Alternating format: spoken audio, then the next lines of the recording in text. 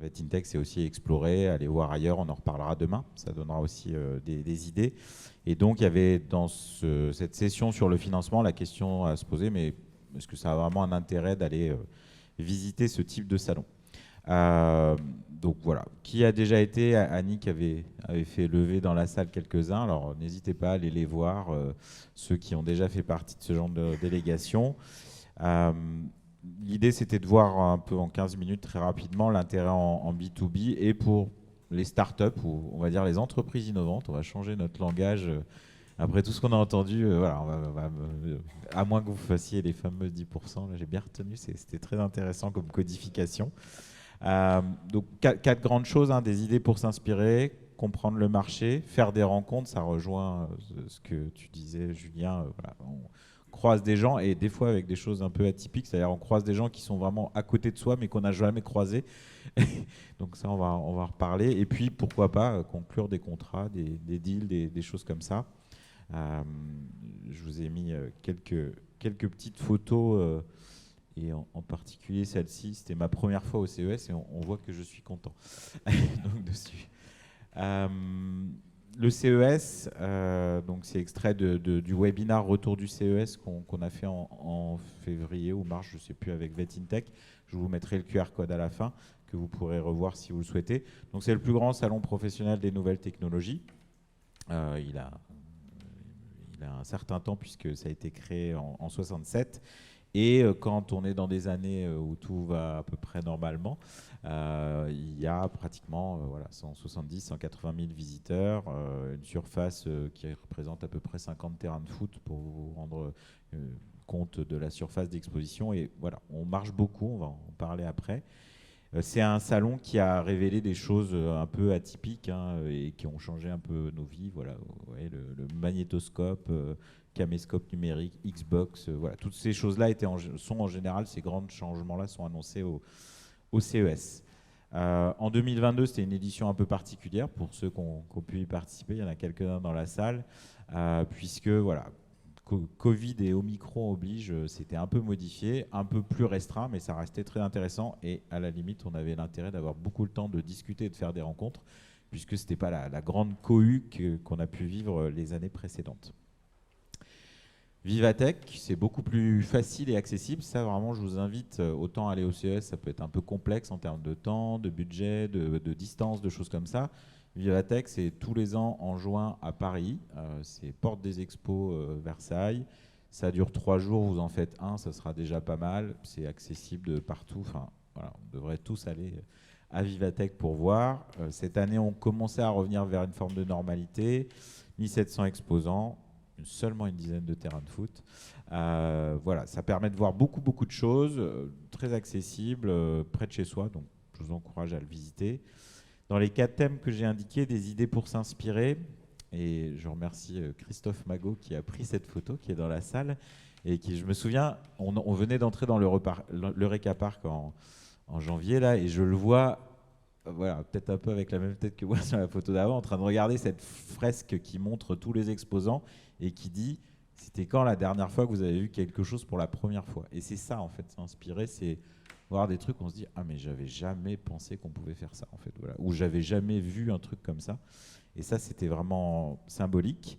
C'est aussi tester soi-même les concepts. En tout cas, moi, je suis un grand adepte et je pense que tous les gens de Meditech, on est adeptes de ça. C'est mettre les mains dans le cambouis. Moi, le métavers, c'est bien joli, mais je veux aller dedans, voir qu'est-ce que ça me fait à moi. Je veux toucher des gants d'aptique, je veux qu'on m'explique en détail comment marche ce truc. Enfin, voilà. Et on veut tout ça quand on va voir ces choses-là. Et ça, c'est vraiment intéressant. C'est aussi comprendre le marché. Alors, en y allant une fois, on comprend déjà plein de choses et on peut témoigner avec Annick qu'on en a déjà fait 3 de CES, des Vivatech, peu trop aussi, je crois d'ailleurs. Et en fait, ce qui est encore plus intéressant, c'est en allant de manière récurrente, on se dit, bon, il y a des choses qui bougent pas ou qui bougent lentement, mais il y a des choses, tac, je sais plus qui a dit, c'est peut-être toi Emma, tous les tendances sur le fait d'avoir une sorte de green tech, quoi, en fait, d'essayer d'être écologique. À Vivatech, c'était extrêmement présent. Ça permet aussi de comprendre le marché et de se tenir au courant. Voilà, chaque année, Annick nous fait la liste de tous les des trackers connectés. Voilà, est-ce qu'ils sont toujours là? Est-ce qu'ils existent toujours?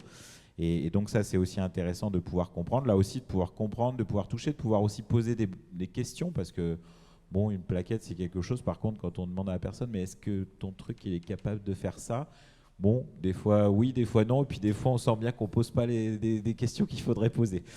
Donc tout ça, c'est intéressant, voilà, de voir ça en vrai, de voir ces tendances qui émergent. Là, je partage des choses que j'ai vues à Vivatech où c'était assez marquant, c'est-à-dire comment on peut essayer de faire en sorte que la tech qui peut être quelque chose de consommateur au niveau enfin, carbone puisse être moins consommatrice, on va dire, avec des solutions vraiment concrètes qui étaient vraiment intéressantes. Hein. C'est pareil de voir ça, se dire ah oui, c'est bien ce genre de choses, hein. C'est-à-dire comment économiser sur l'éclairage. Voilà, on a tous des rues à côté de chez soi la nuit qui sont en plein jour et c'est peut-être pas une bonne idée, ou des fuites d'eau ou des choses comme ça. Donc voilà, toutes ces choses-là, en allant sur ces salons-là, en général, on fait un tour d'horizon et il y a 4, 5, 6 choses, 10 choses qui remontent et on se dit ok, ça c'est la tendance et on est orienté sur ces choses-là. Et je pense que ça rejoint les notions de financement parce que si on est sur des grandes tendances, forcément, ça attire le regard. Si on trouve des solutions sur ces grandes tendances-là, c'est qu'on est au bon endroit. C'est aussi problème de ressources humaines qui sont valables partout et comment peut-être les solutions technologiques peuvent aider. J'aime beaucoup Vic, je vous invite à aller voir, c'est une boîte française en plus. Ce sont des chatbots pour les communautés de patients en fait. Et typiquement, je les tanne à chaque fois que je les rencontre au CES, à Vivatech, ou qu'on les rencontre, on a dit mais on a des communautés de malades, nous aussi. Bon, ils sont à quatre pattes, la plupart. Et il y a des propriétaires qui ont des questions à leur poser. Donc, ça rejoint un petit peu aussi des choses qui existent. Et donc, voilà, des choses comme ça, des callbots, des chatbots. Ça rejoint aussi ce que nous a présenté Marion. On sent voilà, des tendances fortes où quand il y a beaucoup d'entités assez grosses qui se mettent sur quelque chose et de manière longue, on sent que ça peut permettre de voir comment évolue le marché. Faire des rencontres, c'est important. Il y a les rencontres prévisibles et pour le coup, ça, notre délégation au CES, c'est vraiment un moment important où que ce soit le soir quand on fait les débriefs où chacun partage ce qu'il a vu. Il y a ça aussi, hein, c'est le cumul d'aller voir des choses épatantes et de le faire à plusieurs. Ça fait plusieurs cerveaux, ça va toujours mieux marcher qu'un seul. Et donc, voilà, il y aura toujours quelqu'un qui aura vu le truc que les autres n'auront peut-être pas vu ou qui l'aura vu sous un angle intéressant. Des petits moments de convivialité aussi qui peuvent être sympas, même si gastronomiquement, Las Vegas n'est pas forcément l'endroit préférentiel pour ça. Donc, voilà, des rencontres qui sont comme ça. Et puis après, il y a d'autres types de rencontres qui sont en particulier la French Tech qui a été évoquée aujourd'hui. Ça, c'est un des petits sentiments de fierté quand on va là-bas. Voilà, on arrive et il y a la French Tech qui est une grosse délégation. Et c'est là où, quand je vous disais de faire des rencontres de personnes d'à côté, ici, vous avez Raphaël Guateo, qui est membre de Vetintech, qui discute avec quelqu'un qui est d'une société qui s'appelle La Vitre. Et La Vitre, en fait, ils sont à Saint-Herblain. Ils sont à côté, en fait. Et on ne savait pas trop qu'ils existaient. Et en fait, on les a plus rencontrés là-bas au CES qu'ici à Saint-Herblain. Toi, je pense que tu ne savais pas qu'ils étaient là, de toute façon. Voilà. Donc, c'est assez marrant de voir ça. C'est aussi la possibilité voilà, de tester des choses de manière vraiment automatisée lors de rencontres. C'est aussi des rencontres qui mènent à Numanima. Demain, vous verrez une présentation par la société Abyss Medical. Et en fait, avec Annick, on les a croisés à Vivatech il y a quoi, 3 semaines, on va dire. On a testé les systèmes et on a dit, vous faites quoi le 7 juillet prochain? Pourquoi pas venir nous présenter ce que vous faites? Donc, voilà, on arrive, il y a la notion de sérendipité pour ceux qui peuvent connaître ce terme, c'est-à-dire il y a des trucs qu'on va voir et qu'on vient pour voir, et puis il y a d'autres trucs qu'on va tomber dessus alors que ce n'était pas du tout prévu, et c'est souvent peut-être ce qui est plus intéressant. Conclure des contrats, pourquoi pas, et là, on ne s'était pas coordonné, mais je dis, oui, bien sûr, ça peut arriver, mais attention au Turc mécanique, il est de retour. Donc, aucune préparation entre nous, mais on était sur la même idée. Et d'ailleurs, voilà une illustration du fameux Turc mécanique. C'est-à-dire, on faisait croire que c'était un automate qui jouait super bien aux échecs. Et en fait, il y avait un bonhomme planqué dedans qui jouait, lui, super bien aux échecs. Et donc, ça, dans les cours royales, je crois que c'est au XVIIe siècle, il y a eu pas mal de gens de la haute qui se sont fait avoir en disant oh, sacré automate, qui ont peut-être même investi dedans ou des choses comme ça. Donc faites attention, et au CES par exemple cette année le Turc mécanique de l'année c'était Mecha, qui est un robot ici, alors je vous ai pas passé de vidéo pour simplifier un peu les choses techniquement, mais qui était vraiment très très expressif, qui avait beaucoup de répondants, répondait du tac au tac, faisait des vannes, des blagues. Donc on a tous fait waouh au début, puis après avec un peu de bouteille on se dit c'est un peu trop beau pour être vrai cette histoire-là, et en fait en creusant un peu il y avait effectivement quelqu'un qui était un peu plus loin, qui était capable du coup de faire des blagues à propos, même sur le physique des gens, enfin des choses comme ça.